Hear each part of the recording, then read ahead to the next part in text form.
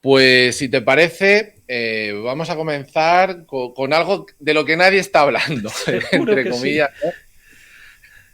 Que es no sé si tildarlo ya este año del famoso default. Yo creo que después de este año, ya todos los años va a ser como un aniversario más que nunca, porque al final, yo creo que hace 15 días tocamos un poco el tema Sí. y sigue igual, ¿no? Desde Merisa Patrimonios y desde tu persona en este caso, si quieres, ¿cómo estáis viendo en general la situación con todo esto? Bueno, es verdad, me pilla por sorpresa que me hagas esta pregunta. Es un tema que está pasando desapercibido. Al contrario, ¿no? A medida que se acerca la fecha, esa fecha supuesta, que es un cálculo, una estimación que hizo la Secretaría del Tesoro sobre cuándo podría darse el momento en el que no tendrían dinero para hacer frente a los gastos corrientes, el gobierno de los Estados Unidos, pues a medida que se acerca esa fecha, pues va cogiendo cada vez más intensidad en los medios informativos y ya están los generalistas, ¿no? Lo estamos viendo las noticias en los telediarios, incluso a la gente pues, te pregunta, gente que normalmente no te pregunta por nada, te pregunta por esto. Y bueno, yo lo veo como siempre, esto es como ver esa película que nos gusta o como ver una comedia romántica en la que, bueno, pues las hemos visto muchas veces, todas son distintas pero todas son parecidas y todas terminan igual, no va a haber sorpresas. Cambian el argumento, esta película nos la han puesto varias veces en los últimos años, no sé cuántas veces ya nos hemos enfrentado a esta negociación por el techo de deuda, pero yo creo que no lo he mirado, pero yo creo que es una por legislatura o una por presidente, ¿no? La que lo tiene que pasar y la amenaza de que se cumple o no se cumple la amenaza de que no se aumente el techo de deuda. Y bueno, he de decir que tampoco creo que genere ningún cataclismo. Yo creo que va a ser un final feliz, porque no me imagino una comedia romántica que termine de otra forma. Y por otra parte, en caso de que al final no hubiera para pagar, bueno, no es una catástrofe, no sería un incumplimiento absoluto. Es decir, durante un tiempo, pues imagino que el gobierno de los Estados Unidos dejaría de pagar a algunos proveedores, prescindiría de algunos servicios o los reduciría notablemente para hacer frente a los pagos más necesarios hasta que obtiene liquidez, vence deuda que tengan vencida, que vaya a vencer, pues la puedan renovar. Pero vamos, al final lo que habrá es un acuerdo porque no le interesa a ninguno de los dos partidos que no lo haya. Con lo cual, pues veremos esta puesta en escena en la que cada parte quiere sacar más de lo suyo. Biden, por supuesto, como cualquier presidente, le gustaría tener las manos libres para hacer lo que le venga en gana. Y está la oposición que, lógicamente, no quiere que haga lo que le venga en gana o que pueda utilizar el presupuesto para cumplir, no sé, para cumplir promesas electorales que a lo mejor de otra forma eran más difíciles. No creo que afecte y de hecho en los mercados se da la paradoja de que apenas se nota lo que ha sucedido. Y digo que apenas se nota porque te he oído mencionar antes, y así son las cosas, los índices de renta variable en Estados Unidos, que podrían verse afectados por esta situación. Al contrario, esta semana vienen de marcar máximos anuales. Hemos visto rupturas al alza de resistencias la semana pasada, tanto para el Nasdaq 100 como para el Standard Poor's. E incluso, si nos vamos a lo que se habría más afectado, ¿no?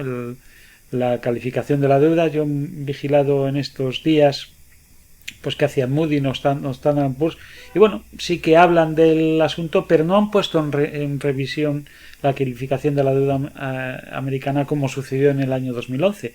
Sigue calificada igual, es decir, no parece que haya excesiva preocupación. Y si nos vamos a lo que ya son los precios de mercado de los bonos del Tesoro norteamericanos, los de largo plazo desde luego no se han inmutado, y los que sí han recogido esa incertidumbre han sido los de vencimiento más próximo a un mes, a 2 meses, sobre todo el tramo más corto a un mes, sí que han recogido y hemos visto un repunte de la rentabilidad, una caída de precio y también yo creo que en gran medida provocado por el incremento de las primas de riesgo, del incremento de las primas de los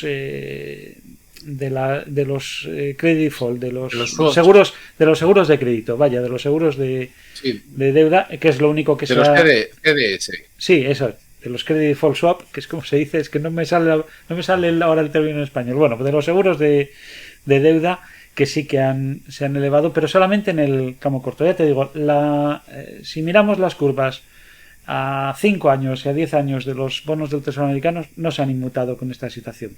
Al contrario, están incluso algo más ajustados que hace una semana, una rentabilidad más baja. Lo han notado más, o se ha notado más, pero no creo que sea por que no tenga efectos sobre ello en los bonos a largo plazo europeos en grado de inversión, de los bonos gobierno, que ahí sí que hemos visto, bueno, pues que la rentabilidad ha repuntado algo en la última semana, pero tampoco sin dramatismos, vaya. No hay un gran impacto real en los mercados de esta noticia. Yo lo decía al principio, ¿no?, del programa, en esta parte un poco, vamos a decir, del editorial, porque terminé de ver ayer la película esta de Big Short, ¿no?, la famosa de Brad Pitt, etcétera, ¿no?, sobre la quiebra de Lehman Brothers y todo esto.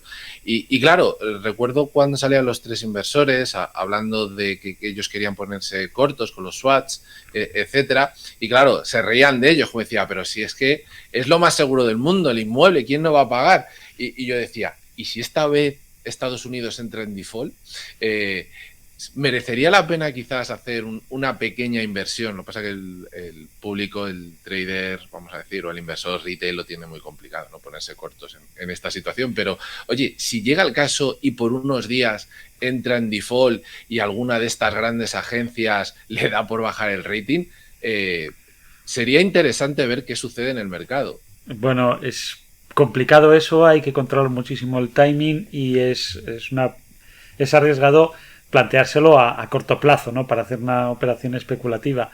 Yo no lo haría. Yo, sin embargo, sí que me aprovecharía de una situación. Se puede dar la circunstancia, y a mí es lo que me parece que es donde tenemos una oportunidad, que en la próxima semana, a medida que nos acercamos a ese 1 de junio, y que yo creo que esto se va a firmar posiblemente el martes o el miércoles a la noche, de madrugada. Estas cosas siempre se hacen con nocturnidad, ¿no? Entonces la acaban firmando. Y alevosía. Sí, anuncian algún tipo de acuerdo, pero los días previos nos podemos encontrar de aquí ya sí con una tensión en los bonos americanos. Y hay que recordar que estamos hablando de un país que es fácil que que estemos ya muy cerca del techo en cuanto a tipos de interés. La Reserva Federal parece que se empieza a notar ya algo de efecto en la inflación, aunque todavía sea más tardío, pero yo creo que como mínimo va a hacer una pausa en subidas de tipos de interés, y aunque haga alguna más, no creo que sea mucho más de lo que ya lo han hecho. Hay que recordar que en este momento los tipos reales respecto a la inflación subyacente que ahora mismo tienen, que los tipos de interés ya son intereses reales, ya hay una ganancia real y por lo tanto están ya en un nivel aceptable, y podemos vivir una tensión en los bonos en el tramo de 5 años en adelante, de 2 años en adelante, pero especialmente me llamaría la atención y estaré pendiente si hay una ampliación de mejora en la rentabilidad, caída en los precios de los bonos de ese tramo de 5, 7 años, 10 años, porque ahí yo creo que sería un momento para aprovechar e incrementar la inversión. Por ejemplo, en Merisa estamos monitorizando la situación y vigilándolo, por si se produce un episodio de susto. Creo que ya había comentado que en lo que era la deuda americana, la parte de exposición que tenemos destinado a la inversión en renta fija en bonos del Tesoro americano, pues no la teníamos completa, la teníamos al 60%, la habíamos ido aumentando a medida que habían aumentado los tipos de interés, y ahora que ya vemos el techo, pues ya estamos dispuestos a aumentar en cuanto haya algún repunte en rentabilidad.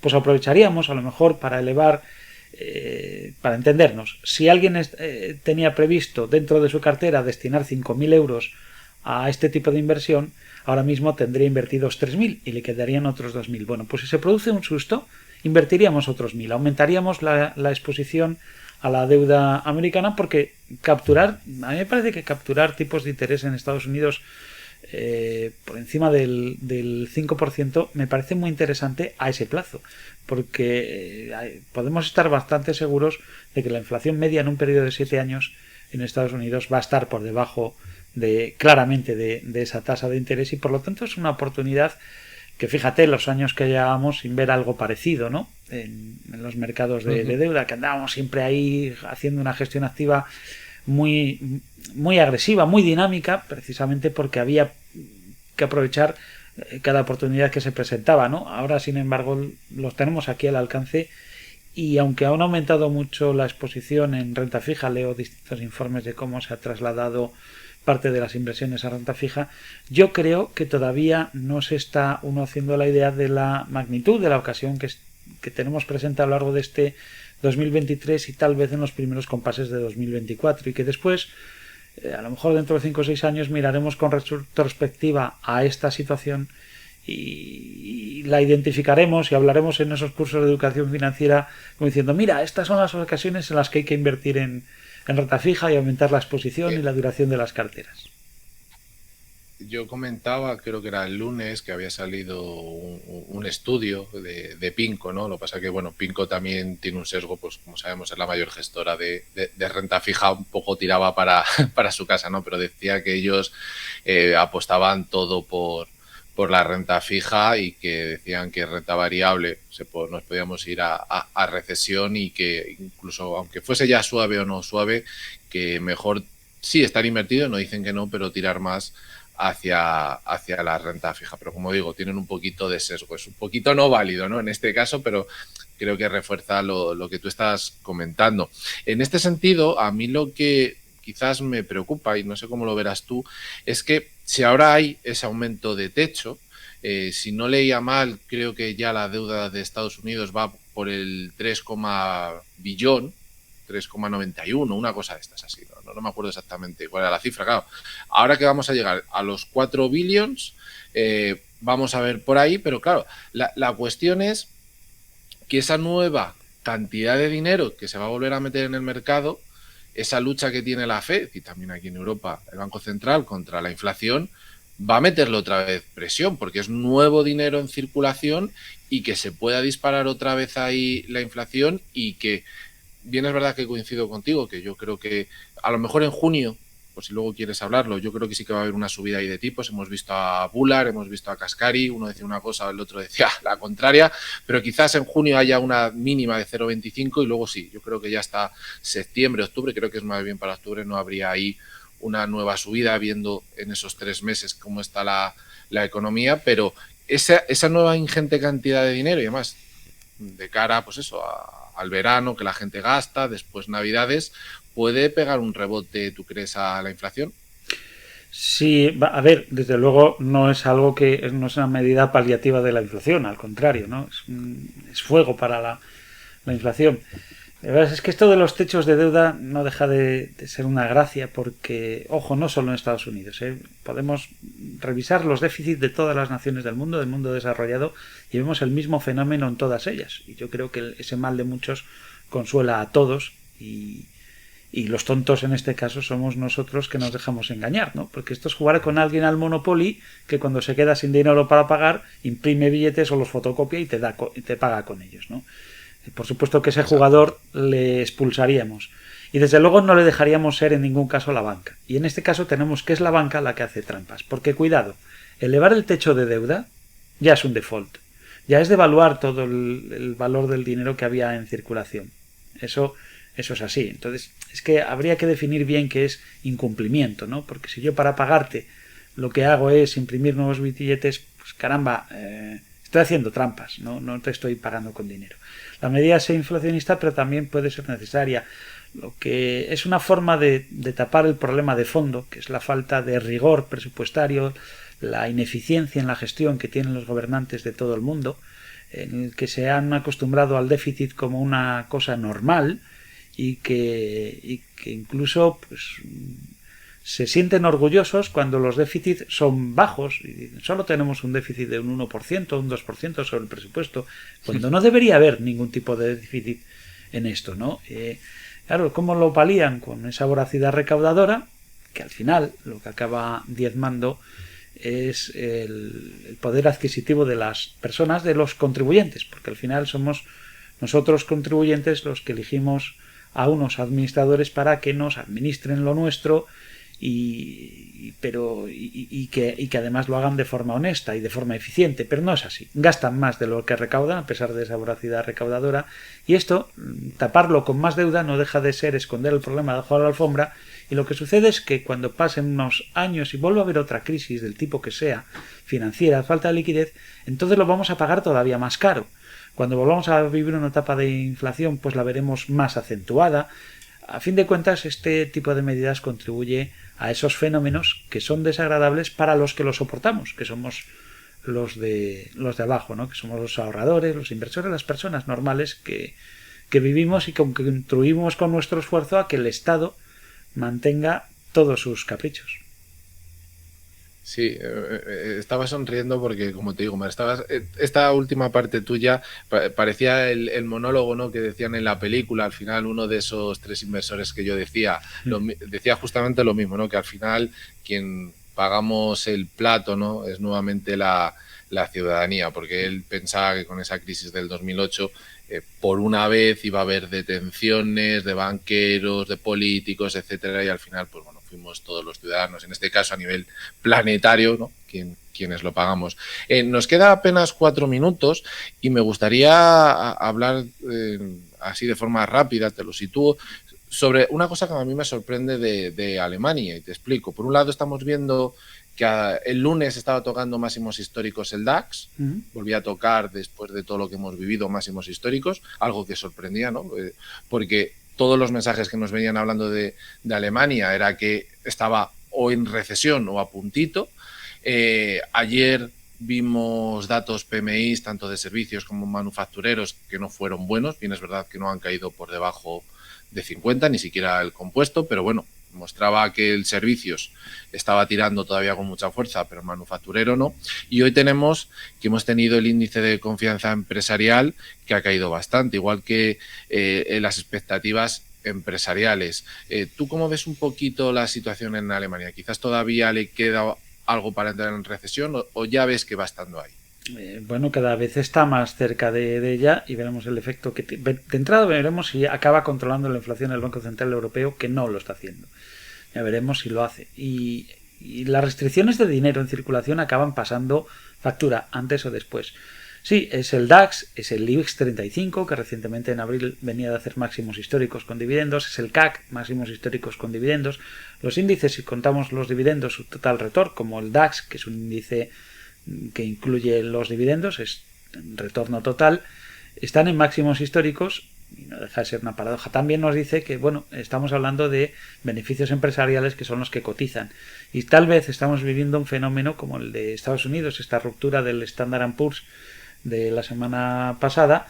Pues leía el sábado un informe de Boston Partners en el que nos demuestra que el 80,9% de la subida del Nasdaq se debe a la subida de Apple, Microsoft, Nvidia, Meta y Alphabet. 5 acciones son las responsables del 80% de todo el retorno del Standard & Poor's. En Europa se da una situación parecida. Hay un grupo bancario, hay un grupo energético que se sigue manteniendo alto y por lo tanto eso está sujetando las valoraciones. Estamos viendo, sin embargo, cómo las empresas y sobre todo hay que destacar que es el sector servicios el que está tirando o ha tirado de los datos económicos en la Unión Europea, en economías como la alemana, la española o la francesa. Cuidado con el sector servicios porque esto ya sabemos cómo es pan para hoy y hambre para mañana, da un chute en un momento dado, pero esto se acaba. Estando en máximos históricos, yo creo que hay que ser cauto y que no es momento de lanzarse detrás del titular a aumentar la exposición a la renta variable. Yo creo que es momento de guardar y esperar un susto. Los sustos siempre llegan, tú lo sabes igual que yo, y es esperar uno de esos sustos y si estamos decididos aprovecharlos para incrementar la exposición. Pero ahora de momento yo creo que es más probable una recesión que no un aterrizaje suave. Pues ha sido un placer como siempre, Jorge del Canto, asesor y director de inversiones en Merisa Patrimonios. Un abrazo y nos vemos en 15 días. Nos vemos en 15 días, Jorge. Pues nada,